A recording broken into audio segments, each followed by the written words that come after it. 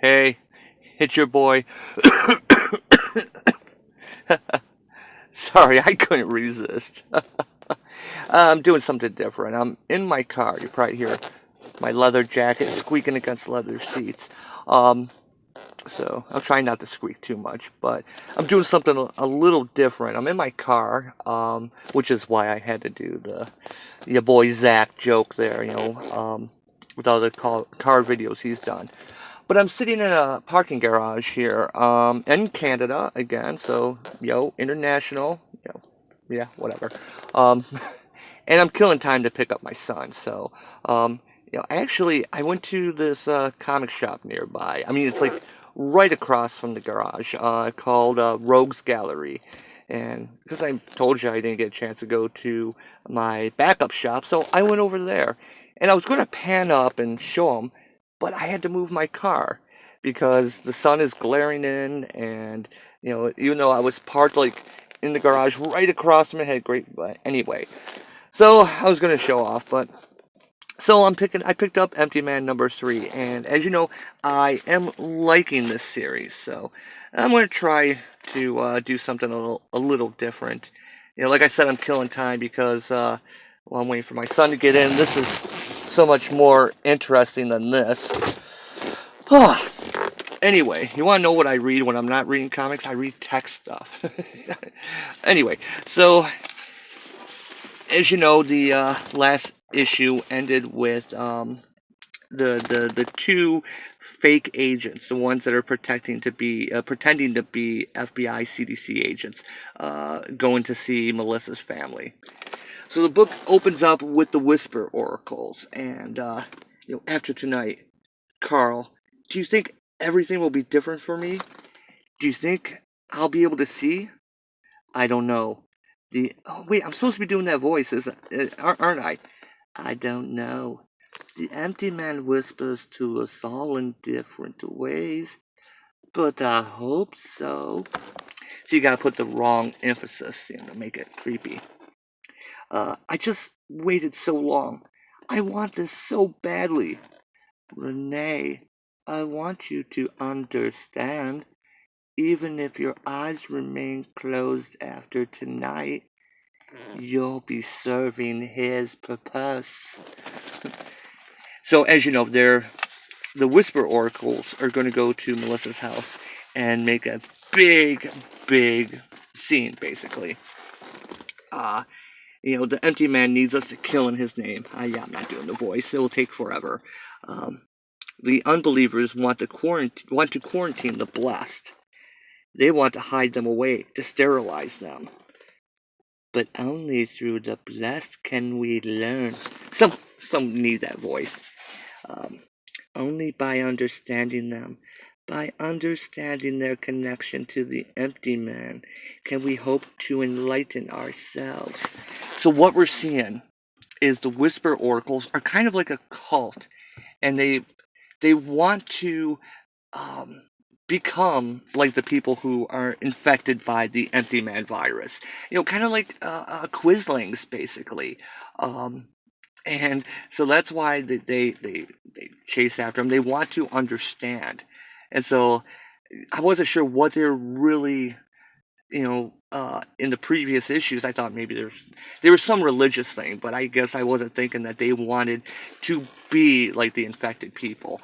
They want to understand them, to better themselves, in their eyes.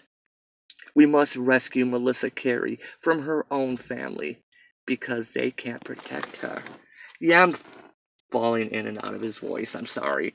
Sooner or later, someone else will take her from them. But the empty man wants us to make a grand gesture. He wants us to make a spectacle for the world to see. So yeah, they're going to go F some S up. So they're marching out, and here we have the two agents going to Melissa's house. And the father answers the door, and what the hell? Who are you? What do you want? Do you have any idea what time it is? I'm sorry we're disturbing you. I imagine you're not getting as much sleep these days as you need. My name is Monica Jensen. My partner is Owen Marsh. Now, as you remember, she is infected, and he's like making the pills that are keeping her in check. So, of course, after a visit by the Whisper Oracles, the dad's skeptical. And Vicky, the daughter, says that she called them, which she did at the end of the last issue, even though it was late. I don't know how they found us. I swear, I never told anyone. You talked to my daughter without a parent present? Just who do you think you are? Again, they're still using the FBI CDC ruse. I know it might be hard to believe, Mr. Carey, but we're not here to take your wife from you. I fear, though, that you and your family are in grave danger. So, the Jensen and why am I blanking on the name? Why do I do this all the time? Jensen and Marsh, are basically trying to earn the dad's trust to get up to see Melissa. So when they do see Melissa, are you awake in here? There are some people here who want to see you. Yes, of course. I'm so glad to finally meet you. I've been expecting you. You have? I knew you were coming. I knew it. And now that I see you, you're more beautiful than I had imagined. So yeah, we're seeing through Melissa's eyes, and the people that are infected by the Empty Man virus, can see who else is infected. I didn't know that before, but it also explains why some of the Whisper Oracles, I suppose, can see. It explains at least how Jensen and Marsh were able to hunt down. They could, see through things. So that's a really neat bit. Thank you. I can only imagine how I look to you. You look like someone who could use our help. And she says, that's not what I mean. We're connected, you and me. We're two peas in a pod. Thanks to the Empty Man. And of course, Jensen keeps trying to play it off. I'm not sure I follow. And the dad twigs on. What does she mean you're not connected? And what does she mean you're connected? She has it too. She can see what the Empty Man sees. It's buried deep down, tranquilized, but it's there. And the dad's like, what? Your wife is very ill, Mr. Carey. She tries to cover it. The way this disease works, it alters perceptions in strange ways. There's no telling. That's not it. She knows something. She knows, somehow she knows something about you. She knows you're not who you say you are. I'd like to see some form of ID, if you don't mind. A badge or whatever. I'd like to see it now, please. And of course, they're faking it. They're not really FBI. Either show me some ID or I'm calling the police. And of course, then she pulls her trump card. No, I don't think so. You're not calling the police. You can't. Because you know that when they show up, they'll drag your wife out of here too. And they're not the only ones, Mr. Carey. They're not the only ones who might be coming for your wife. So basically, the Whisper Oracles head into the neighborhood where the Careys live. And just start attacking people. Like I said, they start effing S up. And so the Jensen and Marsh hear what's going on. They hear the horn car alarm going off, and car alarm coming from down the street could mean like this Ronald Reagan mask going on. They know we're coming now. We better move fast. There are people out there, a lot of them, and I think maybe you had the right idea about calling the police.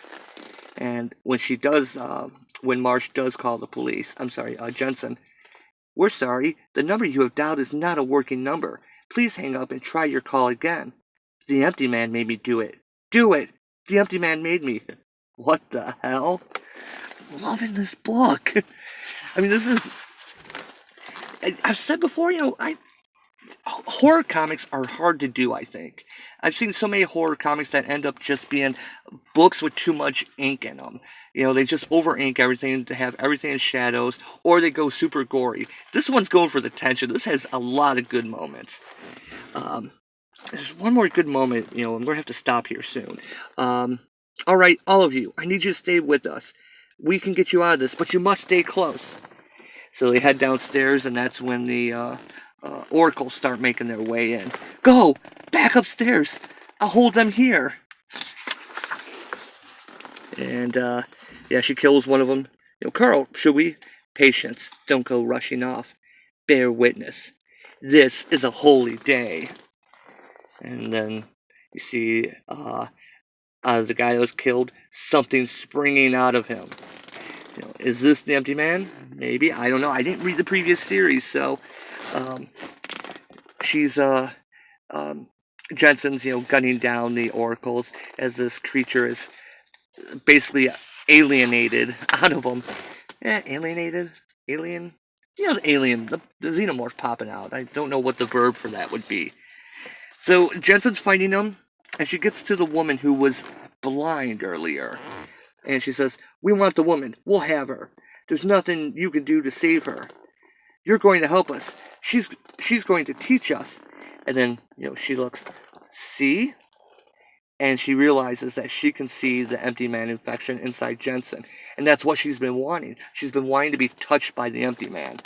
I didn't know. I didn't realize you'd been blessed. You and me both. I can feel the Holy Spirit. I can see. At last I can. Now she's finally able to see. She realized she's been infected. She can finally see what the empty man sees. And then, not for long, Jensen takes her out. And so they escape. And I'm just going to end it with that. Only got a few more pages left on it. And this is good.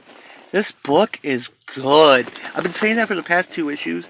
And, there's some books that they start out good. Like the first issue kind of hooks you in. And then, it kind of,